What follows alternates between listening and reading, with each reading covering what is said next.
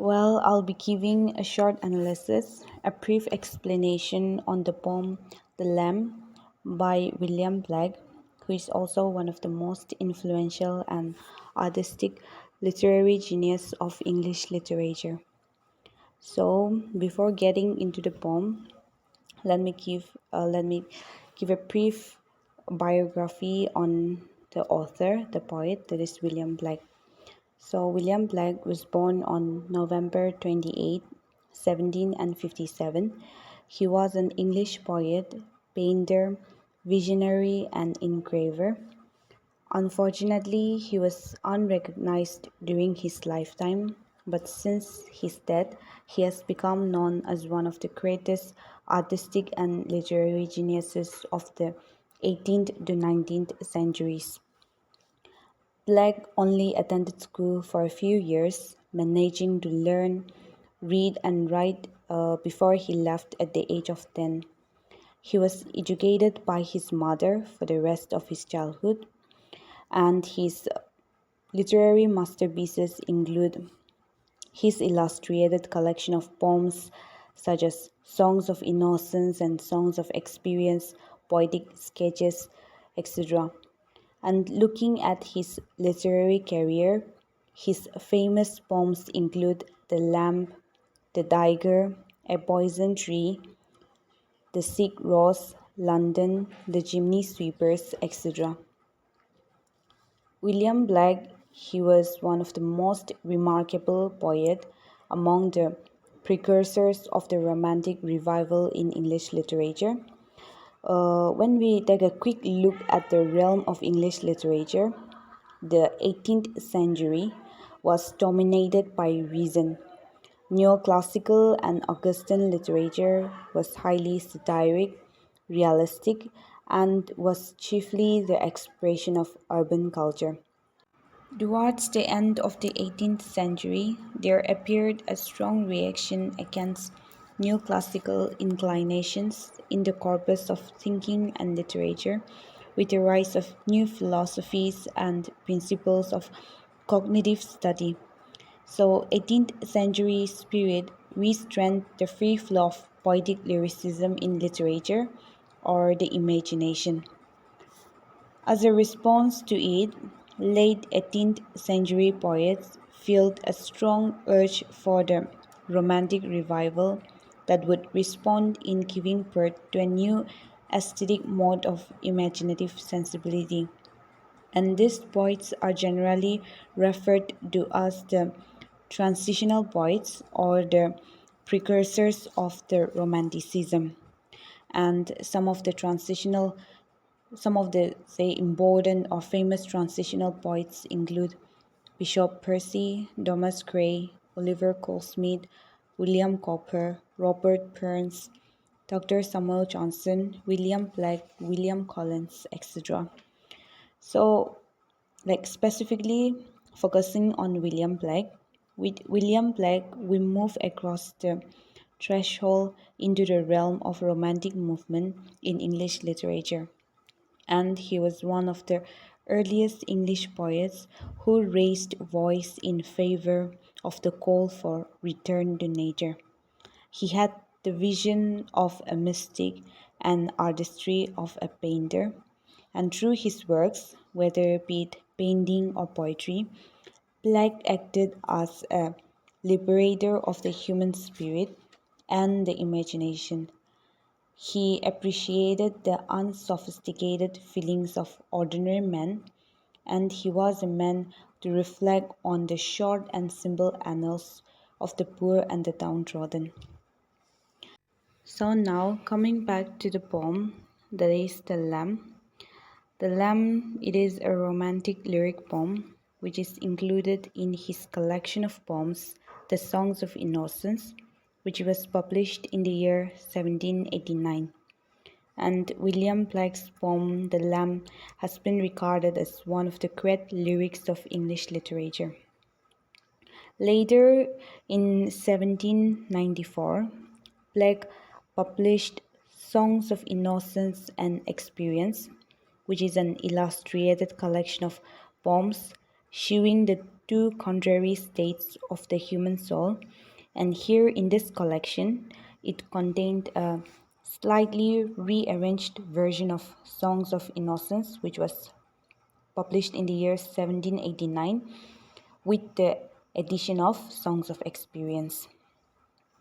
So here the songs of in the part of the Songs of Innocence, he portray the naive hope and fear and the lives of children and trace their transformation as the child grows into adulthood. And many of the poems draw attention to the positive aspects of natural human understanding prior to the corruption and distortion caused by the world of experience. And again, in the same collection, in the Songs of Experience, this is a study in contrast, a work where parallels and contrast do lament the ways in which the harsh realities, or say the harsh experiences of adult life, tear down everything good in the face of innocence. And these later poems, we see the repressive effects of jealousy, shame, and secrecy, all of which corrupt the serenity and simplicity of innocent life. So yes, coming back to the poem again, the lamb in the form of a dialogue between the child and the lamb. The poem is an assemblage of the Christian theological and doctrinal beliefs and pastoral tradition of lyrical composition. The lamb is the cosmic symbol of innocence, selflessness, sacrificial ethos like Jesus and the divine humanity. And throughout the poem, the poet is found to identify the lamb with Christ, and it, in a way, forms a trinity comprised of the child, the lamb, and the redeemer. So the structure of the poem, the Lamb by William Blake consists of two stanzas, and each of the stanzas with 5 rhymed couplets. Repetition in the first and the last couplet of each stanzas, as we see in the slides, turns these lines into a refrain and helps in providing the poem with its song-like quality. T, T, TD as we see in the poem. There is obvious symbolism occurring throughout the two stanzas, and the poet William Blake, he chose a lamb to speak to in the poem. The poem is a biblical allusion, and the main theme is praising the lamb for praising Lord for creating such a beautiful world and the virtuous creatures within it.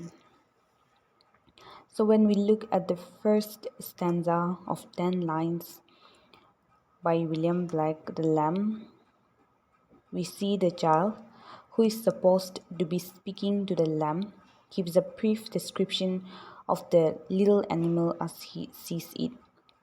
And in the poem, the innocent child, we see him repeatedly asking the lamb as to who created him and who has blessed it with life and with the capacity to feed by the stream and live a mild life over the meadow. The child asked him if the lamb knows who has given it bright and soft cover of wool that serves its clothing, or who has given it a tender voice which fills the valley with ecstatic happiness, which causes an echo of a happy note in the surrounding valleys. As we see, the poem is marked by the child's innocence, which is the first stage in Blake's search for truth. Looking at the second stanza, in the second stanza of the poem, there is an identification of the Lamb, Christ, and the Redeemer, the Trinity, and the child. Christ has another name, that is Lamb, because Christ is meek and mild like lamb. Christ was also a child when he first appeared on this earth as the Son of God. Hence, we can see the appropriateness of in the following lines. He became a little child No, the child in this poem speaks to the lamb as if the lamb were another child and could respond to what is being said. And the child shows his deep joy in the company of the lamb, who is just like him, meek and mild. The poem conveys the spirit of childhood, the purity, the innocence, the tenderness of childhood, and the affection that a child feels for little creatures. The poem sees in the figure of the lamb an expression of God's will and the beauty of God's creation. It is told from the perspective of a child who shows an intuitive understanding of the nature of joy and indeed the joy of nature. The lamb, the poem itself is a kind of hymn to God, praising God's creation. The poem asks a rhetorical question, who made thee? Who made thee in both the stanzas? But everything that follows, as we can read it and see it, is presented as evidence that God is the maker. The first stanza depicts the lamb in its natural habitat, a beautiful pastoral scene in which the lamb is free to run around. All that the lamb needs is provided for it, making the lamb a symbol of freedom and innocent joy. And as the first stanza asks the question about the lamb's existence, the second stanza gives the clear reply. Here the poem takes up the lamb as a symbol. As we read in Bible, in John 1:29, Jesus Christ is given the title Lamb of God. So the poem itself is not just marveling at the lamb itself, but also at the way in which the lamb is God, just as the Bible describes Jesus himself to be the God. Black believe that men are born with everything they need to live, joy, freedom, and closeness with God. But making the speaker in this poem a child, we understand that we could analyze that people need to hold into the values childhood represents. All of the poem is a joyful appreciation of the lamb, nature, and God is tied to the speaker's childhood perspective. Childhood then is not a state of ignorance, but one of innate understanding. Lastly, the poem like a child's song in the form of questions and answers. The first stanza is rural and descriptive, while the second focuses on abstract spiritual matters and contains explanation and analogy.